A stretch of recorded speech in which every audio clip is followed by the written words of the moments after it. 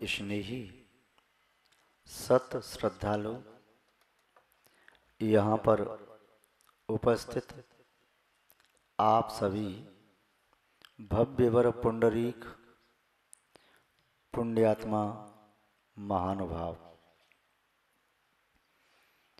पर्वराज पर्युषण का दिगंबर आमनाय की अपेक्षा से आज चतुर्थ दिवस है। पर्युषण पर्व के इन 10 दिनों में हम धर्म की एक एक विशेषता पर विचार करते हैं, उस संबंध में चर्चा करते हैं और उस धर्म की चर्चा को जीवन में धारण करने का सम्यक पुरुषार्थ करते हैं। धर्म की चर्चा चर्या में आ जाए, इसके लिए हम चित्त को शुद्ध बना करके उन धर्मों की उपासना, आराधना और पूजन भी करते हैं, क्योंकि जब तक धर्म वाणी में रहता है तब तक वह धर्म चित्त को नहीं निर्मल कर सकता। जब वह धर्म जीवन में अवतरित होता है तब वह अपना असर दिखाना प्रारंभ कर देता है। यदि किसी डिब्बे में जल भरा हुआ है, उस डिब्बे का ढक्कन बंद है, उसके ऊपर चाहे नमक रखो या शक्कर, जल में उसका प्रभाव नहीं पहुंचता। उस डिब्बे के ढक्कन के ऊपर चाहे कोई भी कलर रखो, वह कलर पानी में नहीं आता। किंतु जैसे ही ढक्कन खोल करके उसमें 4 दाने शक्कर के डालो तो वह जल मिष्ट हो जाता है। यदि थोड़ी सी कणिका नमक की डाल दो, पानी में खारापन आ जाता है। यदि नींबू के रस की 2 बूंद निचोड़ दो, तब पानी में खट्टापन आ जाता है। उस जल में जैसा वर्ण गिर जाता है, उस जल का वर्ण वैसा ही हो जाता है। लाल रंग के निमित्त से लाल, पीले के निमित्त से पीला, काले के निमित्त से काला, हरे के निमित्त से हरा, नीले के निमित्त से नीला। ऐसे ही हमारे चित्त के जल में, हमारी चेतना के जल में हमारी आत्मा के प्रदेश हैं। उन आत्मा के प्रदेशों के मध्य जिस प्रकार के संस्कार पहुंच जाते हैं, हमारी आत्मा में भी उसी प्रकार का स्वाद आने लगता है। चाहे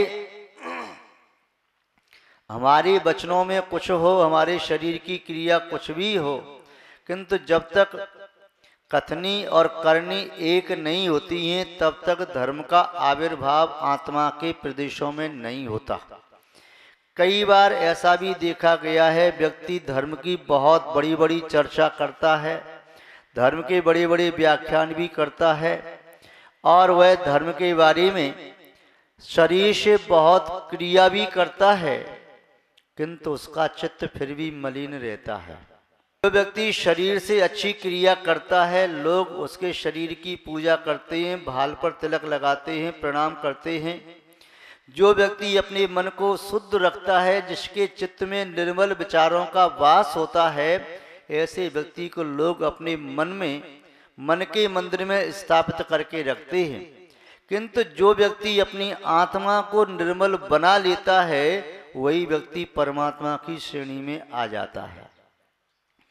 आत्मा को निर्मल बनाने के लिए हमें इस धर्म के रसायन का प्रयोग आंत प्रदेशों में करना पड़ेगा। किसी बर्तन को ऊपर से मांजने से अंदर रखा हुआ जल निर्मल न हो जाएगा।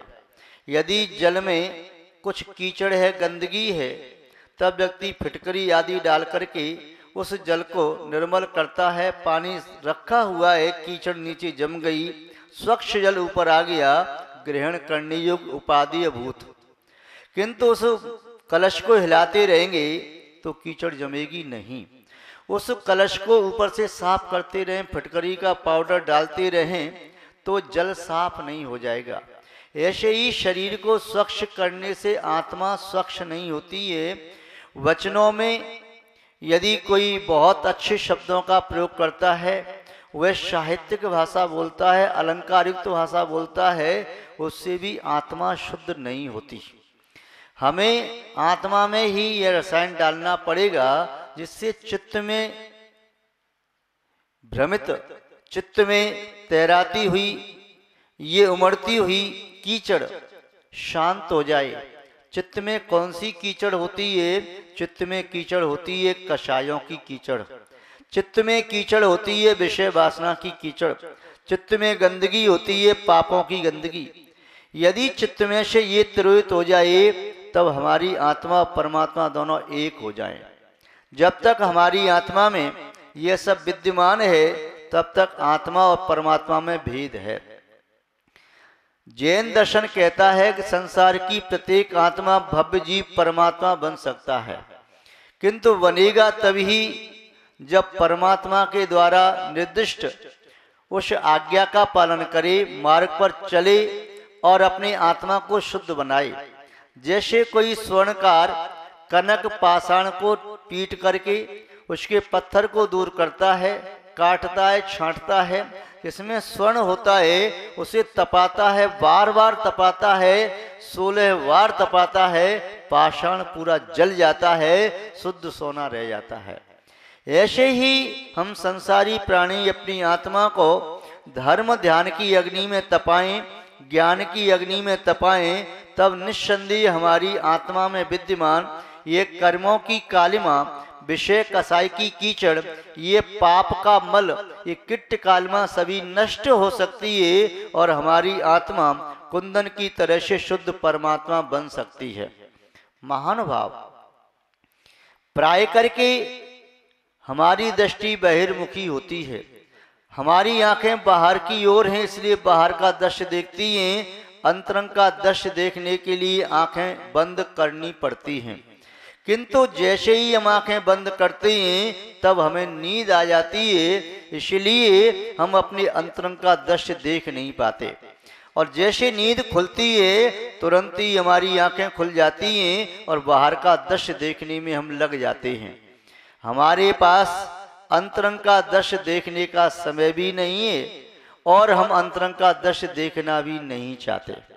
उसका मुख्य कारण ये है, जितना सुंदर हमारा बाह्य रूप है, जितना सुंदर हमारा बाह्य वातावरण है, जितना सुंदर हमारा बाह्य व्यक्तित्व दिखाई देता है, जितना सुंदर चिकना चमकीला हमारा चेहरा और शरीर है, उतना शुद्ध और सूक्ष्म हमारा अंतरंग नहीं है। एक व्यक्ति ने व्यंग्यवश कहा कि अमुक व्यक्ति के हम चरणों का स्पर्श करते हैं, चरणों को प्रणाम करते हैं, क्योंकि इनके चरण हमें सुंदर दिखाई दे रही हैं। इनके चरण इनके आचरण से बहुत ज्यादा सुंदर है। आचरण भी हमारा सुंदर होता है तब व्यक्ति हमें निस्संदेह अंतर आत्मा से याद करता है।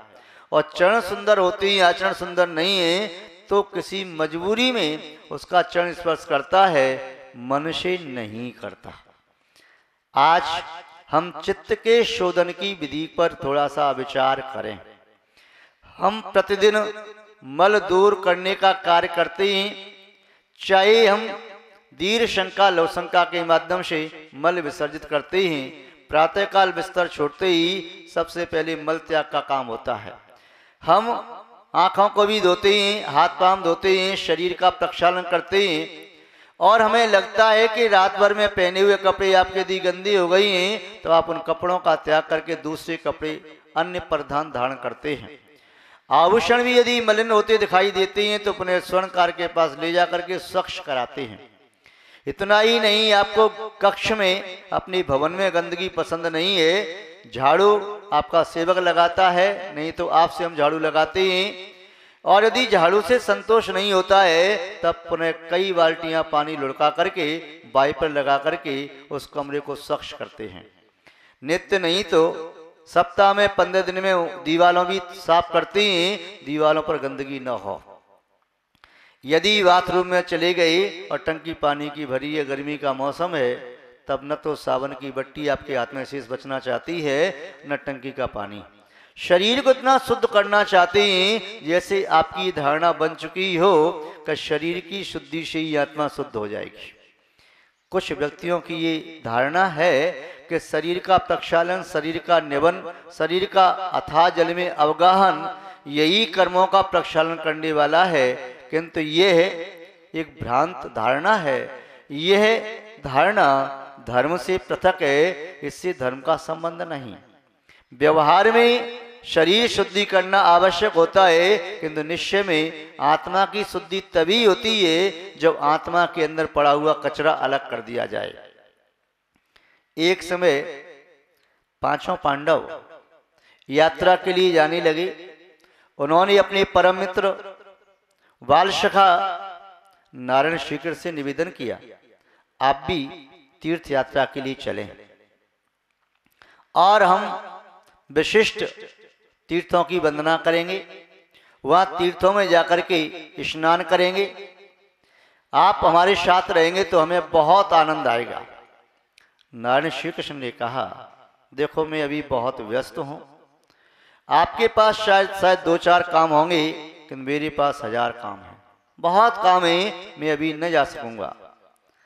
हम अपने मित्र को साथ में न ले जाएं तो हमें बड़ा खराब लगेगा। ठीक, यदि आप ऐसा ही मानते हैं तो लो, मेरी तरफ से तोबड़ी ले जाओ, जितने तीर्थों में आप स्नान करो इस तोबड़ी को भी स्नान करा लेना, ये मान लेना हमारा साथी, हमारा मित्र हमारे साथ में है। उन्होंने वैसा ही किया, अनेक तीर्थों में स्नान किया।